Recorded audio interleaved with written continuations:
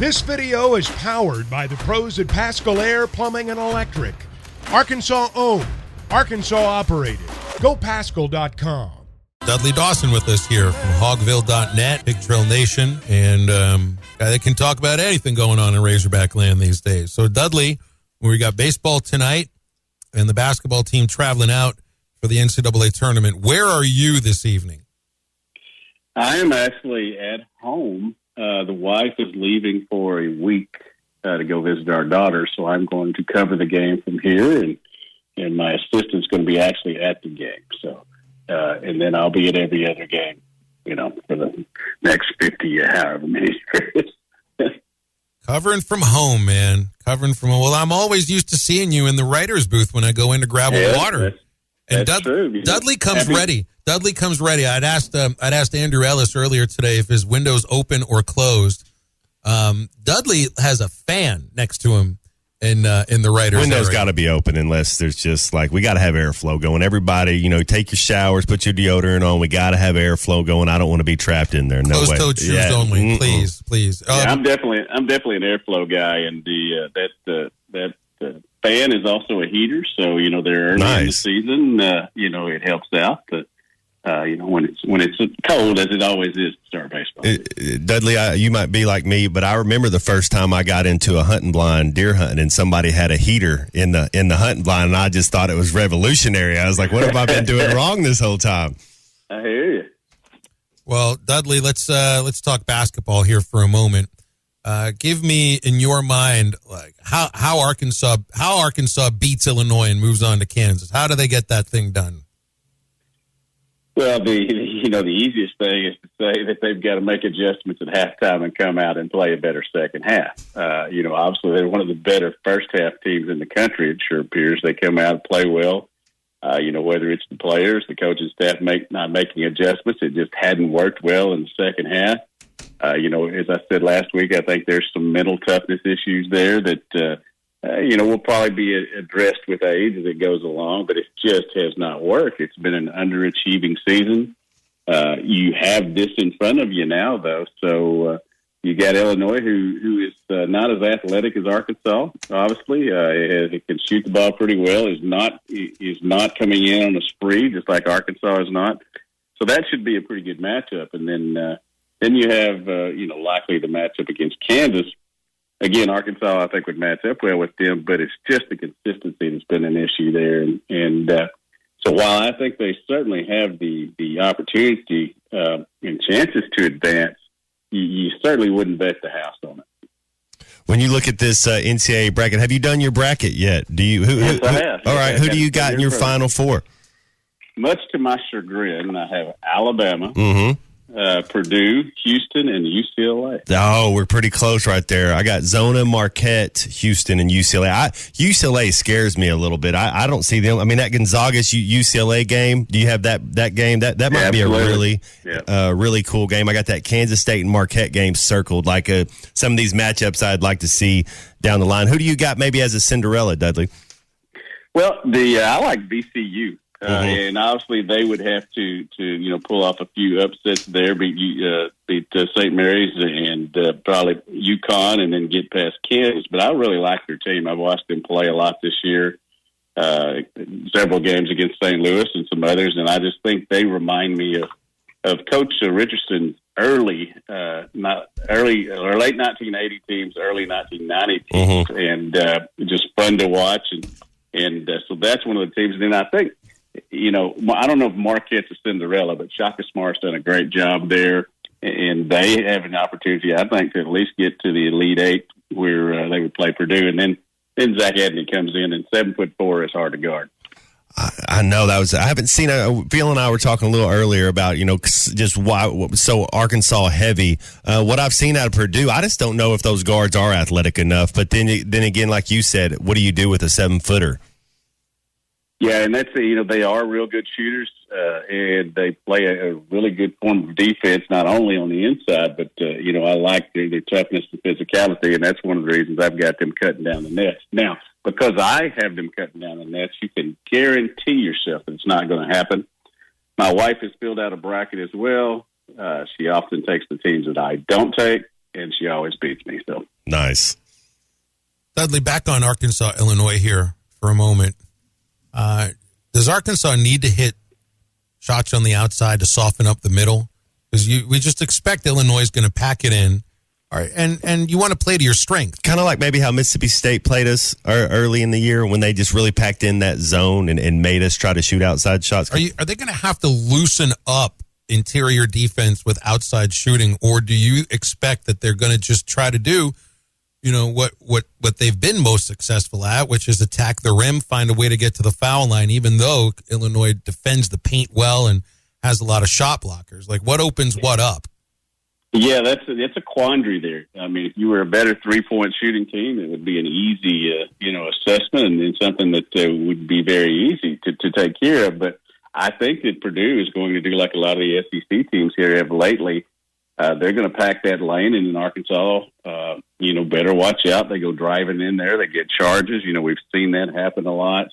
I think that the Mitchell twins are going to be a key here because it's not necessarily the first shot that's going to get Arkansas beat. If they don't get rebounds, when the Mitchell brothers and others are getting offensive rebounds, Arkansas has gotten points inside, and that's been key.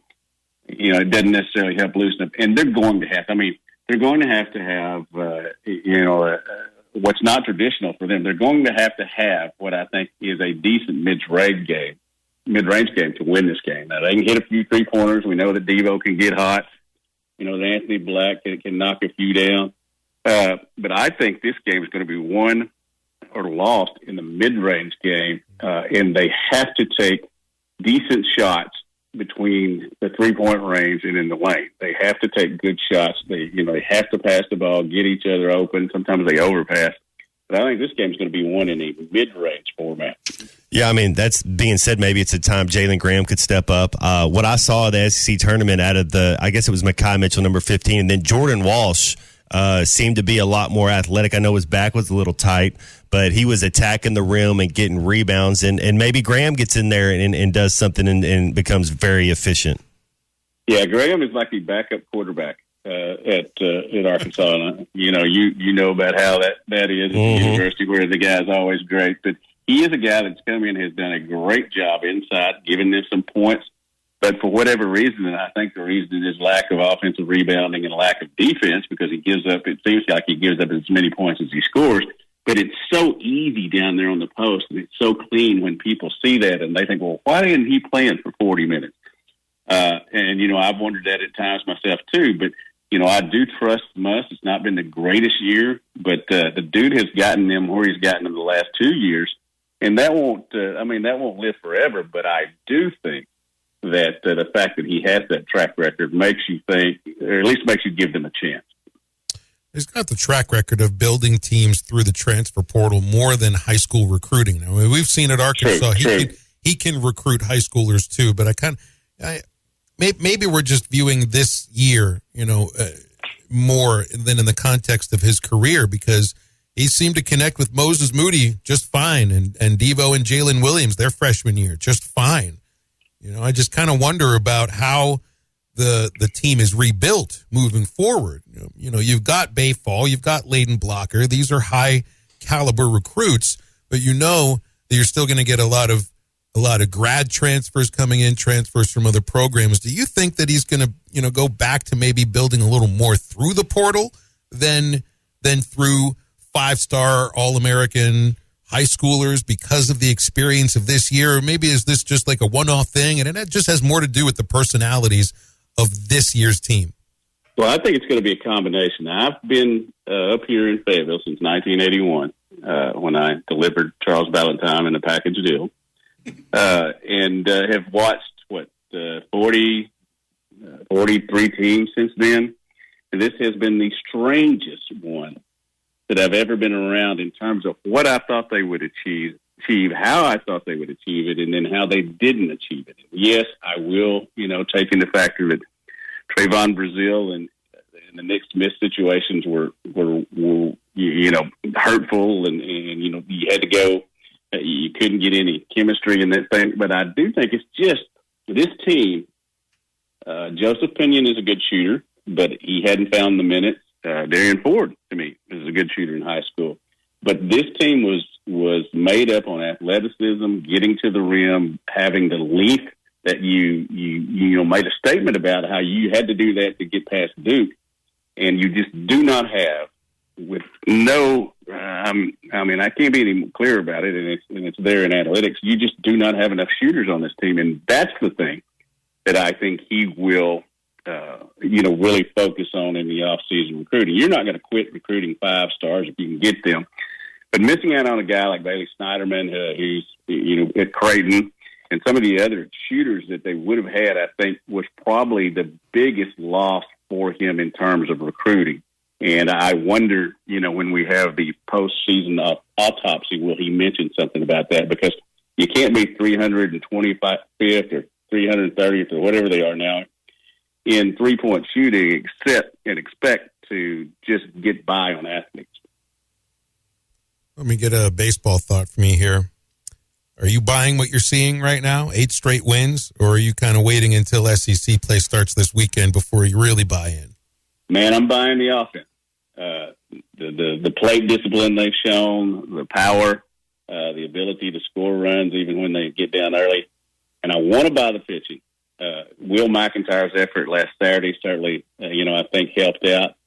But, boy, that back end of the bullpen, if Gage Wood and Christian Faust and some of those other guys can come through, I'd feel much better about it because there's just going to have to be some great length about these starters to get you to the 6th, 7th, and 8th inning because I just don't think they have enough experience, enough poise and arms to get through what they have lost with Brady Taggart being out and obviously Jackson Wiggins and all that. I'm waiting to buy that, but I certainly buy the offense. It is a salty lineup, Dudley. That's for sure. And they make a pitcher work. They really do make a pitcher work. And they're selfless right now. There's a lot of team at-bats going on. You see Slavins going the other way with a pitch outside instead of trying to pull it. Stovall's always been like that. Jace Borfin right now, my gosh, you can't get anything past Jace Borfin. And it's whether it's on the outside corner and he'll just slash a double or a single to left or inside and he just, pulls it over the fence. Kendall Diggs. I've just mentioned 4 left-handed hitters. This team's left-handed hitting, and they got right-handed hitters too. They're left-handed hitting right now. It's not just power. It's line drives. It's plate discipline. I'm buying the lineup too. Yeah, total bases. You look at their total bases. They're doing that a lot. Coach Van Horn's pointed out the amount of walks and hit by pitches they've gotten as opposed to strikeouts. When you're ahead in those categories, it's going to help you out a lot. It is a lengthy lineup, and if you get what you're getting here lately out of Parker Rowland, both behind the plate in calling a game and some offense, just lengthens that lineup. And when John Bolton gets you 2 hits down at the bottom, it's going to be a win, I think, that day. You saw where the SEC's come out with their scheduling model for baseball, basketball too. Or what do you think about this? I think it was your tweet that says 13 or 15 weekends you're playing. I don't know the AL East. It seems like it's tough when you have that many series, but it's going to be fun as a sports writer to cover. But maybe that's a little bit too much, But we'll see. And certainly with adding, you're a super conference now, so this ain't the eight member Southwest Conference they used to have, and you could finagle it the way you wanted it to. I'm intrigued. Let's see how it goes. Somebody's going to start whining pretty soon. 30-game SEC baseball schedule, 2 permanent opponents. One of them has to be Texas, right? Absolutely, I think it should be Texas should be 1, and then either Ole Miss or LSU on the other side. Well, certainly would be fun to have Tennessee. Would be fun to have Tennessee. Yeah, just please not Missouri. Let's not do that. Do that with football only. Dudley, we appreciate you, man. I'll see you. Well, no, I won't see you today. Yeah, you will see me tomorrow afternoon, though. I'll see you tomorrow afternoon. The Razorbacks and the hustling Rebels. BetOnline remains your number one source for all your sports betting this season. Everything from the NFL and bowl season to esports. You'll find the latest odds, team matchup info, player news, and game trends at BetOnline.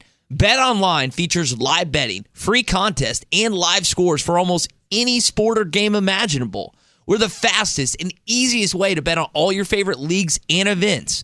Head to betonline.ag to join and receive a 50% welcome bonus on your first deposit. Make sure to use the promo code BELIEVE to receive your rewards. That's BLEAV. Bet Online, where the game starts.